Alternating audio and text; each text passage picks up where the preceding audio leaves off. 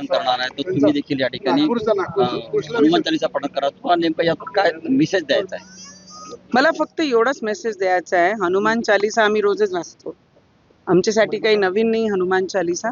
पण जनाब उद्धव ठाकरेजी जे आज नागपूरमध्ये येऊन एवढी मोठी हिम्मत करून आमचे मुख्यमंत्री साहेबांचे घरापाशी येऊन राम रक्षाचं जे पठण करत आहे, त्यांना माझा एवढाच प्रश्न आहे, तुम्ही अयोध्या गेले काय?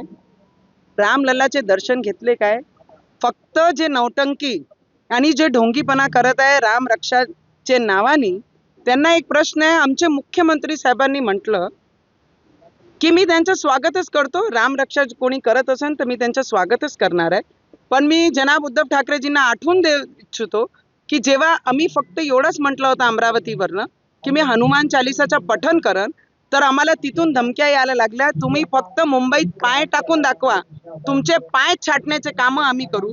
3दा ॲज ए MLA विधायक आमदार आलेले रवीजी आणि ॲज ए महिला खासदार आलेली, तेव्हा आम्ही फक्त मुंबईत गेलो, तर मुंबईत पोलिसला असे ऑर्डर दिले आणि छोटे कामासाठी स्वतः मुख्यमंत्री जनाब उद्धव ठाकरेजी फॉलोअप घेत होते. पोलीसवाल्यांना सांगत होते की त्यांना घसीटून गाडीत बसवा आणि बसवल्यानंतर पूर्ण रात्र मला लॉकअपमध्ये ठेवला.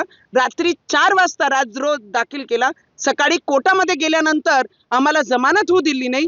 तेच जनाब उद्धव ठाकरे आज म्हणतात जेव्हा आमचे देशाचे प्रधानमंत्री अयोध्यामध्ये रामललाचे मंदिराचा भव्य उद्घाटन होत होता, लोकार्पण होत होता, लोक दर्शनासाठी भीड केली होती, तेव्हा उद्धव ठाकरेजी कुठे लपले होते? त्यांना ते प्रश्न विचारा. जे रामलल्लाचे दर्शन घ्यायला गेले नाही, आज ते राम रक्षाची कशाला गोष्ट करताय? ते राम रक्षा करत नाहीये, ते पक्ष रक्षा करण्यासाठी बाहेर निघालेले आहे.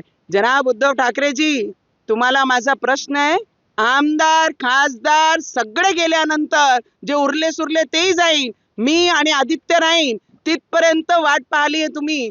खूप बहुत समय लगा दिया राम जी को याद करने के लिए. राम जी को जो करना था राम जी ने अच्छे से कर लिया. जो बाळासाहेब ठाकरेजींचे विचार जिवंत ठेवू शकले नाही, ते दुसऱ्यांना बैमान ठरू शकत नाही. आणि यांनी कटप्प्यासारखं आमचे मुख्यमंत्री साहेबांच्या पाठीत खंजर खुपसण्याचं काम जनाब उद्धव ठाकरेजींनी केलं होतं. आणि आज आम्ही कोणीच नाही त्यांना काहीच बोलणार आहे. पूर्ण महाराष्ट्रीय जनताने त्यांना दाखवून दिली की त्यांची कोणत्या लेवलवर ते स्टँड करतात. पूर्ण विधानसभामध्ये साफ झाले आणि जेवढे उरले ते सगळे सोडून चालले गेले की जनाब सोबत आम्हाला राहायचं नाहीये, आम्हाला राम भक्तांसोबत राहायचं आहे. तर आज सगळे राम भक्त आमचे देवेंद्र फडणवीसजींच्या पाठीशी आहे आणि त्यांच्या सोबत उभे आहे.